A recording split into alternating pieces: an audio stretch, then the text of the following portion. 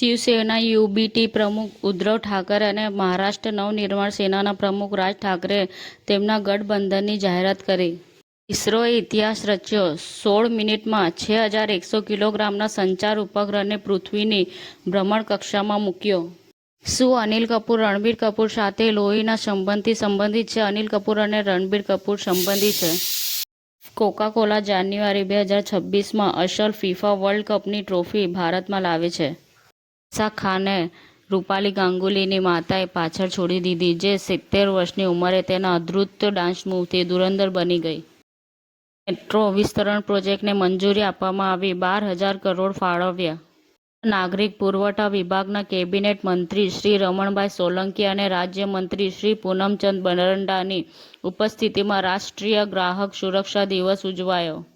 દિલ્હી હાઈકોર્ટે સંજય કપૂરના 30,000 કરોડના એસ્ટેટ વિવાદ પર પોતાનો ચુકાદો અનામત રાખ્યો. ફાઇનાન્શિયલ સર્વિસીસ સાથે 7 ચેરિટેબલ ટ્રસ્ટ વચ્ચે ભાગીદારી. આર્થિક આરોગ્ય કેન્દ્ર દ્વારા સૂક્ષ્મ ઉદ્યોગ સાહસિકોને સશક્ત બનાવશે. બિહારી વાજપેયીજીની જન્મ જયંતિ પર કટોકટી વંદન. અટલ નેતૃત્વ વિતરત વિકાસ સુશાસન દિવસ ઉજવવામાં આવ્યું. સમાચાર ટુડે ન્યૂઝ ચેનલની ટીમ અને જે સત્ય છે તે જ બતાવશે. આપ જોતા રહો સમાચાર ટુડે ન્યૂઝ ચેનલ. ગુજરાતની ધરતીનું ગુજરાતીઓ માટે જ, એટલે કે સમાચાર ટુડે ન્યૂઝ.